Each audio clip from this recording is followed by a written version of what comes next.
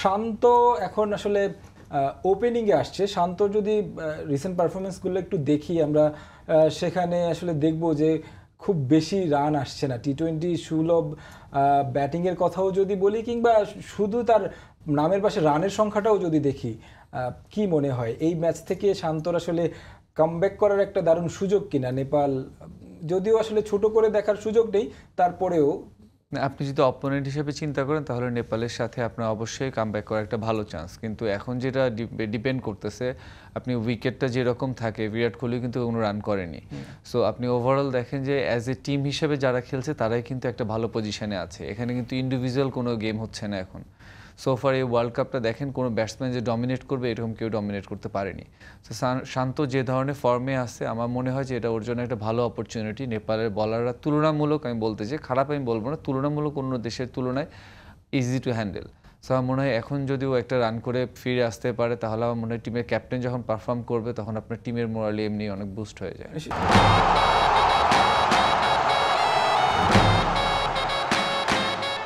শান্তর ক্যাপ্টেন্সি নিয়েও একটু আসলে কথা বলতে চাই। ক্যাপ্টেন্সির প্রশংসা হচ্ছে যখন আসলে ব্যাটে যার যে রোলটা থাকে, মানে বোলার হোক বা ব্যাটসম্যান যিনি ক্যাপ্টেন্সি করেন, তার যখন পারফরমেন্স আসে না, তো মানে তার যে রোলটা, সেই রোলটা যখন সঠিকভাবে পালন করতে পারে না, তখন ক্যাপ্টেন্সিতে একটা প্রেশার আসে কিনা, বা টিম ম্যানেজমেন্ট থেকে ওই প্রেশারটা পড়ে কিনা? আসলে কোনো প্রেশারের কথা আমি বলবো না। আপনি অ্যাজ এ প্লেয়ার হিসেবে যখন থাকেন তখন কিন্তু আপনি খারাপ করলে ড্রপ হয়ে যাচ্ছেন, বাট অ্যাজ এ ক্যাপ্টেন যখন আপনি থাকবেন তখন middle of the world cup আপনার কিন্তু ড্রপ করাটাও টিমের জন্য একটা বাজে একটা মানে ইনফরমেশন যায় যে টিমের কাছে। সো আমার মনে হয় যে শান্ত নিজে খুব ভালোভাবে ফিল করছে যে ওর পারফরমেন্সটা আপ টু দ্য মার্ক না। সো আমার মনে হয় ও যথেষ্ট চেষ্টা করছে কামব্যাক করার জন্য। সো আমি হোপফুলি ও মানে অনেক হার্ড ওয়ার্কার, মেন্টালি অনেক স্ট্রং ছেলে, হোপফুলি ইনশাল্লাহ ব্যাক করবে। তিনটা ম্যাচে তো নিশ্চয়ই শান্তর ব্যাটিং দেখেছেন। আসলে টেকনিক্যাল কোনো জায়গায় আসলে শান্তর এই ওয়ার্ল্ড কাপে কোনো চেঞ্জ আছে কিনা, বা কোন জায়গাটায় মনে হয় যে একটু পরিবর্তন করা যেতে পারে শান্তর ব্যাটিংয়ে? টেকনিক্যাল ফল্ট আপনি ব্যাটসম্যানের তখনই বলতে পারবেন যদি আপনি দেখেন যে একটা ব্যাটসম্যান মানে রিপিটেডলি একই আউট হচ্ছে। তো শান্তর যদি আমরা 3 ম্যাচের আউট দেখি, আমার মনে হয় যে ডিফারেন্ট আউট হচ্ছে, তার মানে আপনি এর থেকে বুঝতে হবে যে এটা টেকনিক্যাল কোনো ফল্ট না। ওর আমার মনে হয় যে ও চাচ্ছে অবশ্যই সাইকোলজিক্যালি ওকে আর একটু বুস্ট আপ করা দরকার। সবাই যদি একটু প্রেশার রিলিজ করে যে ঠিক আছে ওভারঅল যা হচ্ছে, এত কিছু চিন্তা করার দরকার নেই, আমরা তো টিম হিসাবে ভালো রেজাল্ট পাচ্ছি। সো এইরকমভাবে কথা বলে যদি ওকে মোরালি বুস্ট আপ করা যায়, প্রেশার রিলিজ ওকে যত করা যাবে, আমার মনে হয় ওর কাছ থেকে বেটার পারফরমেন্সটা পাওয়া যাবে। লিটন দাসকে নিয়ে একটু কথা বলতে চাই। লিটন দাসের উপর অনেক বেশি প্রত্যাশা থাকে, মানে বিশেষ করে এই ফরম্যাটে।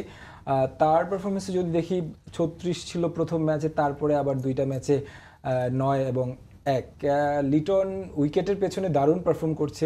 একটা মানে স্ট্যাম্পিং ছিল লাস্ট ম্যাচেও, দুর্দান্তভাবে করেছে, কিন্তু ব্যাটটা সেইভাবে কথা বলছে না। লম্বা সময় ধরেই কিন্তু লিটন দাসের এটা হচ্ছে।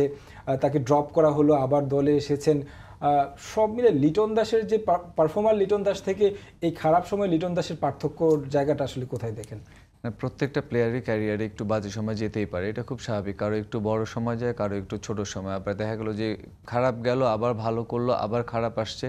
সো আমার মনে হয় লিটন যে সময়টা পার করছে এখন, বেশ কিছুদিন ধরে সেভাবে রান করেনি। তার মাঝখানে আপনি যদি একটা ভালো জিনিস চিন্তা করেন যে শ্রীলঙ্কার সাথে তার যে রানটা ছিল, আমার মনে হয় এটা বাংলাদেশের জন্য খুব ইম্পর্টেন্ট একটা নক ছিল। সো আমার এই জিনিসটা ওর খুবই মেন্টালি বুস্ট আপ করবে যে এই ধরনের একটা পারফরমেন্স। এখন ওদেরকে আমাদের যেটা উচিত, সবাই যদি সাপোর্ট করি আমরা, বিশেষ করে আমরা বাইরে থেকে বা ম্যানেজমেন্টের যারা আছে তারা যদি সাপোর্ট করে, সোশ্যাল মিডিয়া থেকে যদি ওদেরকে সাপোর্ট করা হয়, আমরা বাংলাদেশ একটা ভালো পজিশনে আছে এখন। সো এখান থেকে বাংলাদেশ চাইলে অনেক দূর যেতে পারবে, কিন্তু ওই সাপোর্টটা ওদের দরকার, ওই বুস্ট আপটা ওদের দরকার। আমাদের সবার উচিত ওদেরকে ওইভাবে সাপোর্টটা করা। বোলিংটা আসলে বাংলাদেশে যেভাবে হচ্ছে, স্পিনের কথা বলি বা পেসের কথাও বলি, তানজিম সাকিবের কথা একটু বিশেষ করে বলতে হয়। দারুণ পারফরমেন্স করছেন, যদিও তাকে শুরুতে আসলে খেলানো হবে কি হবে না, কারণ শরীফুল ছন্দে ছিলেন। এখন শরীফুল যদি ব্যাক করেন, আপনার কাছে কি মনে হয় মানে পেসার 4জনকে রেখে খেলানো যেতে পারে বাংলাদেশ দলে?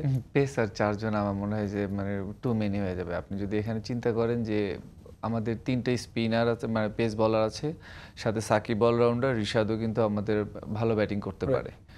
সো সো ওই হিসাবে যদি চিন্তা করেন তাহলে যদি শরীফুল ব্যাক করলে আপনার অবশ্যই একজন পেস বল অফ করতে হবে এখান থেকে। সেই জায়গায় আসলে কাকে আসলে অফ করা এখন শরীফুল ব্যাক করলে আসলে ডিপেন্ড করে কি আপনি ও যদি একদম 100% ফিট হয়ে আসে তাও কিন্তু আপনার খেয়াল করতে হবে সে কতদিন ম্যাচের বাইরে ছিল, সে এখন তার কি অবস্থা, আপনার নেটে দেখেন বা যেখানে দেখেন ওকে ওয়েল প্রিপেয়ার্ড হয়েই কিন্তু আসতে হবে, কারণ যে স্টেজে সে ব্যাক করবে তখন কিন্তু আমার মনে হয় যে উইকেটগুলো ডে বাই ডে একটু বেটার হবে, বলারদের জন্য একটু জবটা টাফ হবে। সো আর সাকিব যদি ওই রকম ছন্দেই থাকে তাহলে আমার মনে হয় না যে আপনার আবার শরীফুলকে ওই ধরনের ব্যাক করার কোনো প্রয়োজন আছে।